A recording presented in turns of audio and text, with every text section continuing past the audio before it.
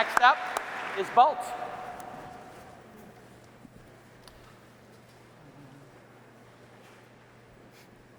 Kickstand? Oh, that's awesome. You want to write it? It's like the worst kept secret. I'd like to start off today's discussion with an interactive exercise. Can I get a show of hands of people in the audience who really look forward to their commute? Right, not too many of you. Well, you're not the only ones. So, my name is Nathan Jauvtis, and I'm the founder and chief scientist at Bolt Motorbikes. We set out to solve a problem. It's my pleasure to introduce to you the future of urban transportation. The M1. It's part bicycle, part motorcycle, and all electric. You park it like a bicycle, you ride it like a motorcycle, and everywhere you go, you feel like a hero. I set out to solve a problem. And that's that getting around in the city really sucks. That parking and traffic are a nightmare. And existing options just don't solve these problems. So I set out to create a motorbike that was functional, fashionable, desirable, and easy to ride. That was all electric. The M1. Somehow, there we go. So there's some pretty cool tech on the M1.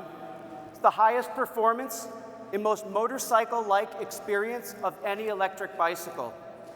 And it has the lowest barrier to entry of any motorcycle, gas or electric. You can ride it up to 50 miles on a single charge. It's got enough speed to keep up with traffic, 40 miles per hour, and enough torque to climb any hill, even in San Francisco. And that's just some of the cool tech. These bikes are Bluetooth enabled, so they connect with your smartphone. You can just walk up and press go, and the bike will greet you. Otherwise, if you're too lazy to take your phone out of your pocket, they're password protected. Pretty cool, right? So these bikes are designed for San Francisco living, and not everybody has a garage. So they were designed with quick release batteries, so you can lock your bike outside and charge your bike inside. They're perfect for the city. And they're awesome. But like Lamar Burton from TV's Reading Rainbow once said, you don't have to take my word for it. GQ magazine named the Bolt M1 best stuff of the year a few months ago. We hear things like Tesla of electric bikes and HIT of CES. These bikes are awesome. But not only are they awesome, people are buying them.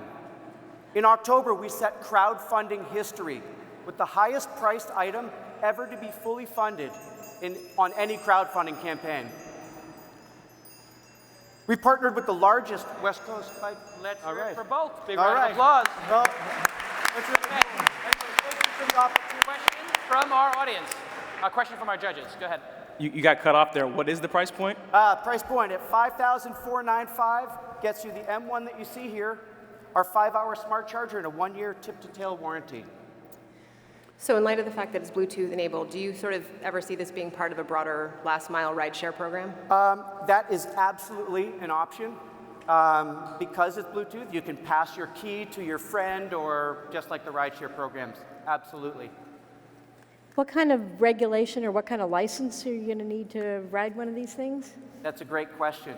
These are electric bicycles, so you don't even need a license. You don't need registration, and you don't need insurance. You can ride them in the bicycle lane and park them on the sidewalk.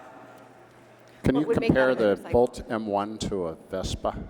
Absolutely. So at 5,500 watts, it's comparable performance to like a 110cc gas bike. So you're doing 40 miles per hour, climb any hill, even in San Francisco.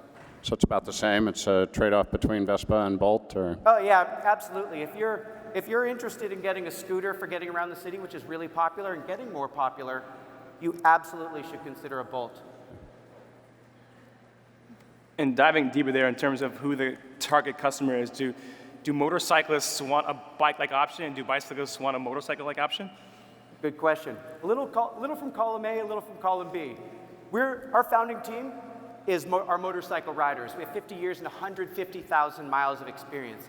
We wanted to make a bike that we enjoyed riding, but also that everybody here can also ride because you don't need a license, because you don't need registration. These barriers to entry that hold people back. They don't consider themselves motorcycle riders, but we've had people, of the over 400 demo riders we have, a quarter to a third of them have never twisted a throttle. They've never been on a powered two-wheeler. And it's awesome. We can share our passion and enthusiasm for motorbikes with people who've never thought of themselves as riders. It really is amazing. I get a duck skin just thinking about it. Okay. How many people in here would pay $5,500 for this bike? Raise your hand. Okay, looks like you got about 50 customers here, so that's $250,000. Congratulations. All right, let's hear it for Bolt. Well done. Thank you very much.